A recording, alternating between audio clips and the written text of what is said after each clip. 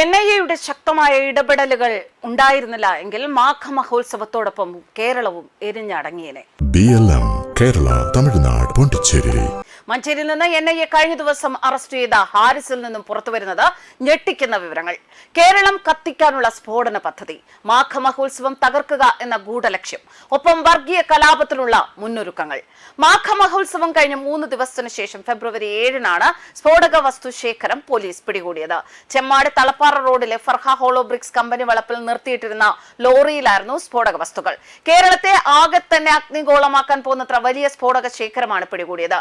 89,600 detonator സ്റ്റിക്കുകൾ, 10,500 non electric shock ട്യൂബുകൾ എന്നിവ റെയ്ഡിൽ കണ്ടെടുത്തിരുന്നു. സ്ഫോടക വസ്തുക്കൾ കടത്തിയ KL10 BF 8395 നമ്പർ ലോറിയും പിടിച്ചെടുത്തതായിട്ടാണ് വിവരങ്ങൾ. ലൈസൻസോ മുൻകൂർ അനുമതിയോ ഇല്ലാതെയാണ് ഇവ കടത്തിക്കൊണ്ടുവന്നത് എന്നായിരുന്നു റിപ്പോർട്ട്. ലോറിയിൽ ഉണ്ടായിരുന്ന 3 പേരെ ആദ്യഘട്ടത്തിൽ പോലീസ് പിടികൂടിയിരുന്നു. സംഭവത്തിന്റെ ഗൗരവം കണക്കിലെടുത്ത് പിന്നീട് NIA കേസ് ഏറ്റെടുക്കുകയായിരുന്നു. കേരളം, കർണാടക, തമിഴ്നാട് എന്നീ സംസ്ഥാനങ്ങളിൽ 19 കേന്ദ്രങ്ങളിൽ ഒരേ സമയം NIA വ്യാപക റെയ്ഡുകൾ നടത്തി. കർണാടകയിലെ വിജയപുരയിൽ നിന്ന് കഴിഞ്ഞ ദിവസം 3 പ്രതികളെ പിടികൂടിയതിന് തൊട്ടു പിന്നാലെയാണ് കേരളത്തിലെ മുഖ്യ ആസൂത്രകനായ ഹാരിസും വലയിലാകുന്നത്. വ്യാജ കമ്പനികളുടെ പേരിലുള്ള പ്രമാണങ്ങൾ ചമച്ചാണ് ഇവർ കർണാടകയിൽ നിന്ന് കേരളത്തിലേക്ക് സ്ഫോടക വസ്തുക്കൾ എത്തിച്ചിരുന്നതായി അന്വേഷണ സംഘം കണ്ടെത്തിയത്. ഈ വൻ സ്ഫോടക വസ്തു ശേഖരം എന്തിനാണ് കേരളത്തിൽ എത്തിച്ചത്? ഇതിനു പിന്നിലെ സാമ്പത്തിക സ്രോതസ്സുകളെ കുറിച്ചും NIA അന്വേഷിക്കുകയാണ്. മാഘമഹോത്സവത്തിൽ സ്ഫോടനം നടത്തി വൻ വർഗീയ കലാപമായിരുന്നു ഇവരുടെ ലക്ഷ്യം എന്നാണ് വിവരങ്ങൾ. ആ രീതിയിലാണ് അന്വേഷണം പുരോഗമിക്കുന്നത്. അടുത്ത ദിവസങ്ങളിൽ കൂടുതൽ തെളിവുകൾ പുറത്തുവരും എന്നാണ് സൂചന. സ്ഫോടക വസ്തുക്കൾ അനധികൃതമായി സംഘടിപ്പിക്കുന്നതിലും വിതരണം ചെയ്യുന്നതിലും പ്രധാന പങ്ക് വഹിച്ചത് ഹാരിസ് ആണെന്ന് NIA കണ്ടെത്തിയിരുന്നു. കഴിഞ്ഞ ഫെബ്രുവരി 7-നാണ് ചെമ്മാട് തലപ്പാറ റോഡിലെ ഫർഹ ഹോളോ ബ്രിക്സ് കമ്പനി വളപ്പിൽ നിർത്തിയിട്ടിരുന്ന ലോറിയിൽ നിന്ന് വൻ സ്ഫോടക ശേഖരം പോലീസ് പിടിച്ചെടുത്തത്.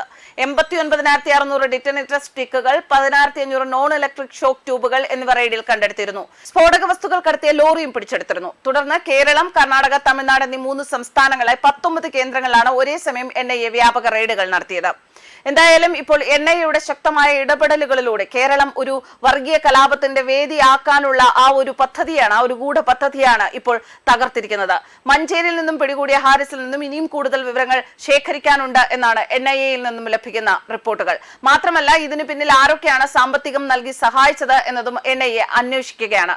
മലപ്പുറത്തു നിന്നും പിടികൂടിയ വൻ സ്ഫോടക വസ്തു ശേഖരം തിരുനാവായിൽ നടന്ന മാഘമഹോത്സവം തകർക്കാൻ ലക്ഷ്യമിട്ട് പിടികൂടിയതാണ് എന്ന സംശയം ഇതോടെ ബലപ്പെടുകയാണ്. ഇതുമായി ബന്ധപ്പെട്ട മുഖ്യ സൂത്രധാരനായ ഹാരിസ് ടിയെ മഞ്ചേരിയിൽ നിന്നാണ് NIA അറസ്റ്റ് ചെയ്തത്.